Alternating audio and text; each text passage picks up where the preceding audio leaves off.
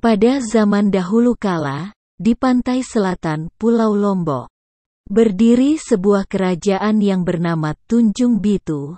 Satu kerajaan tersebut diperintah oleh seorang raja yang bernama Raja Tonjang Beru dengan permaisurinya, Dewi Seranting. Tonjang Beru adalah seorang raja yang arif dan bijaksana. Seluruh rakyatnya hidup makmur, aman dan sentosa. Mereka sangat bangga mempunyai raja yang arif dan bijaksana itu. Raja Tonjang Beru memiliki seorang putri yang cantik jelita, cerdas dan bijaksana, namanya Putri Mandalika. Di samping cantik dan cerdas, Putri Mandalika juga terkenal ramah dan sopan. Tutur bahasanya sangat lembut. Seluruh rakyat negeri sangat sayang terhadap sang putri. Kecantikan dan keelokan perangai Putri Mandalika sudah tersohor ke berbagai negeri. Bahkan sampai ke negeri seberang. Para pangeran dari berbagai kerajaan juga telah mendengar berita tersebut. Setiap pangeran yang melihat kecantikan dan keanggunan sang putri menjadi mabuk kepayang. Seakan telah terjadwalkan, para pangeran tersebut datang secara bergantian untuk melamar sang putri. Suatu keanehan pada diri Putri Mandalika. Setiap pangeran yang datang melamarnya, tak satu pun yang ia tolak.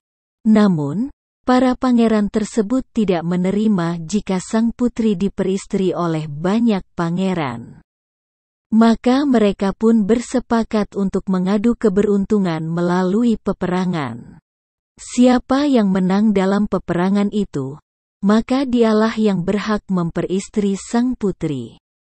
Suatu hari, berita tentang akan terjadinya peperangan antara beberapa kerajaan sampai pula ke telinga Raja Tonjang Beru. Sang raja segera memanggil putrinya untuk membicarakan masalah tersebut. "Wahai putriku, ayahanda mendengar bahwa di negeri ini akan terjadi malapetaka besar. Seluruh pangeran yang pernah datang melamarmu akan mengadakan perang. Mereka bersepakat, siapa yang menang dalam perang itu, dialah yang akan menjadi suamimu," kata sang raja kepada putrinya. "Putri sudah mendengar berita itu, ayahanda," jawab sang putri dengan tenang. "Lalu, apa yang akan kita lakukan agar pertumpahan darah itu tidak terjadi?" tanya sang raja khawatir. "Maafkan putri, ayahanda, ini semua salah putri, karena telah menerima semua lamaran mereka. Jika ayahanda berkenan, izinkanlah putri yang menyelesaikan masalah ini," pinta sang putri. "Baiklah, putriku," jawab sang raja penuh keyakinan. Setelah berpikir sehari semalam, sang putri pun menemukan jalan keluarnya. Pada awalnya, sang putri berniat memilih salah satu dari puluhan pangeran yang melamarnya sebagai suaminya. Niatnya itu ia batalkan setelah memikirkan resikonya. Jika ia memilih satu di antara beberapa pangeran sebagai suaminya, tentu pangeran yang lainnya merasa iri. Hal ini tentu akan menimbulkan pertumpahan darah. Oleh karena itu, tidak ada pilihan lain bagi sang putri.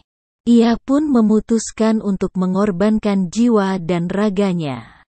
Tekadnya tersebut sudah tidak bisa ditawar lagi. Ia sudah siap merelakan jiwanya demi menghindari terjadinya peperangan yang akan memakan korban yang lebih banyak. Namun, sebelum melaksanakan niatnya, sang putri harus melakukan semedi terlebih dahulu. Dalam semedinya, ia mendapat wangsit agar mengundang semua pangeran dalam pertemuan pada tanggal 20, bulan 10 Penanggalan Sasak. Bertempat di pantai Seger Kuta, Lombok Tengah. Semua pangeran yang diundang harus disertai oleh seluruh rakyatnya masing-masing. Mereka harus datang ke tempat itu sebelum matahari memancarkan sinarnya di ufuk timur. Hari yang telah ditentukan tiba. Tampaklah pemandangan yang sangat menarik. Para undangan dari berbagai negeri berbondong-bondong datang ke pantai Seger Kuta. Orang yang datang ribuan jumlahnya. Pantai Seger Kuta bak gula yang dikerumuni semut.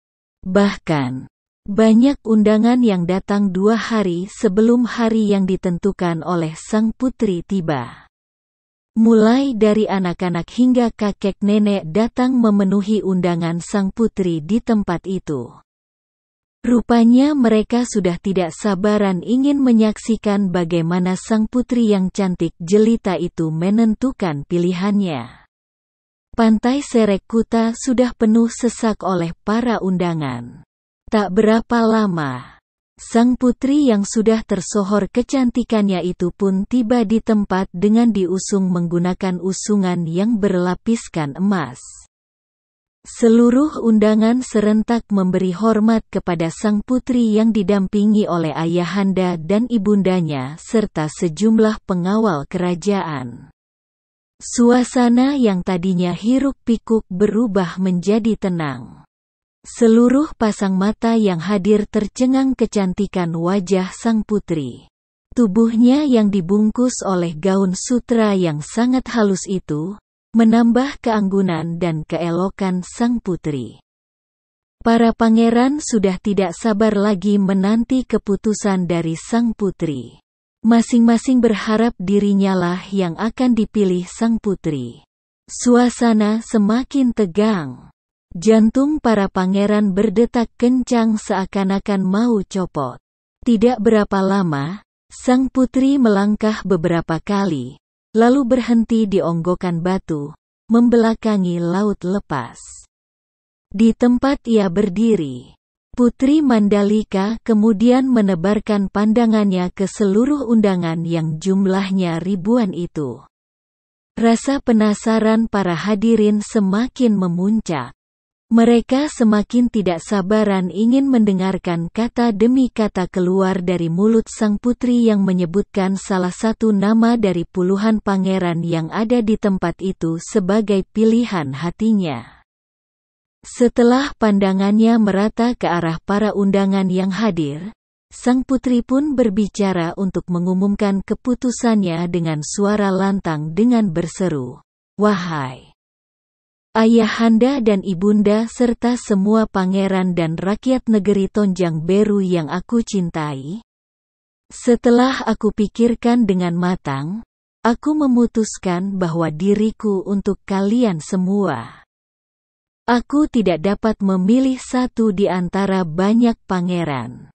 Diriku telah ditakdirkan menjadi nyale yang dapat kalian nikmati bersama pada bulan dan tanggal saat munculnya nyale di permukaan laut."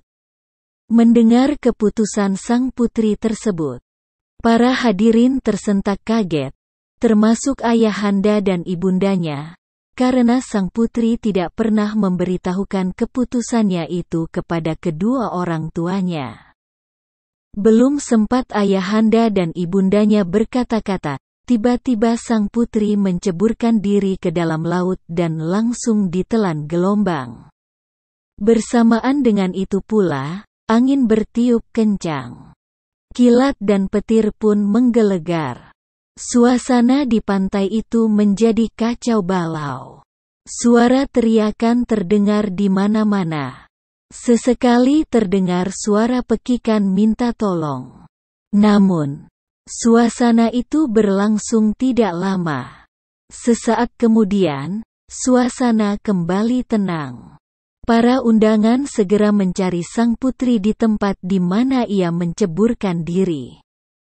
Tidak ada tanda-tanda keberadaan sang putri di tempat itu. Ia menghilang tanpa meninggalkan jejak sedikit pun. Tak lama kemudian, tiba-tiba bermunculan binatang kecil yang jumlahnya sangat banyak dari dasar laut. Binatang yang berbentuk cacing laut itu memiliki warna yang sangat indah, perpaduan warna putih, hitam, hijau, kuning dan coklat. Binatang itu disebut dengan nyale. Seluruh masyarakat yang menyaksikan peristiwa itu meyakini bahwa nyale tersebut adalah jelmaan Putri Mandalika. Sesuai pesan sang putri, mereka pun beramai-ramai dan berlomba-lomba mengambil binatang itu sebanyak-banyaknya untuk dinikmati sebagai tanda cinta kasih kepada sang putri. Cerita rakyat di atas merupakan cerita teladan yang mengandung nilai-nilai moral yang dapat dijadikan pedoman dalam kehidupan sehari-hari. Salah satu nilai moral yang sangat menonjol dalam cerita di atas adalah sifat rela berkorban. Sifat ini tercermin pada sifat Putri Mandalika ketika ia rela mengorbankan jiwa dan raganya demi menghindari terjadinya peperangan antara beberapa kerajaan yang dapat mengakibatkan jatuhnya banyak korban jiwa. Ia lebih memilih mengorbankan jiwanya daripada mengorbankan jiwa orang banyak. Selain itu, cerita rakyat di atas juga merupakan cerita yang telah melegenda di kalangan masyarakat Lombok Tengah yang menceritakan tentang asal mula upacara atau pesta bau nyale, menangkap cacing.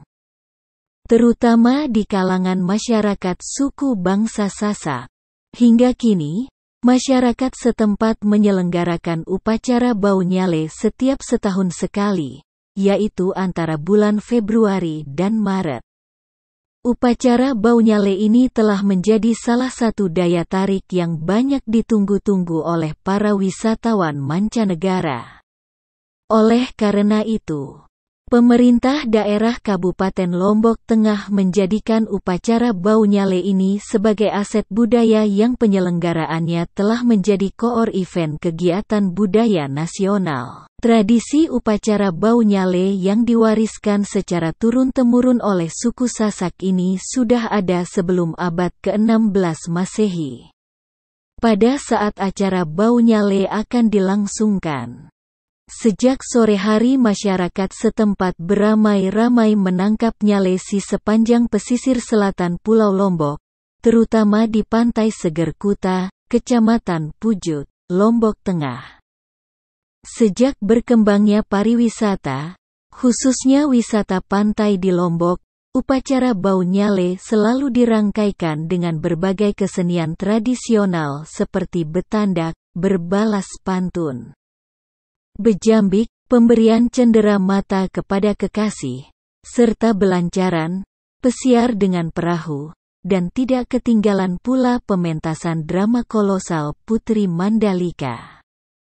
Upacara bau nyale tersebut biasanya dihadiri oleh para pejabat daerah setempat hingga Provinsi Nusa Tenggara Barat, dan bahkan tidak sedikit yang datang dari Jakarta.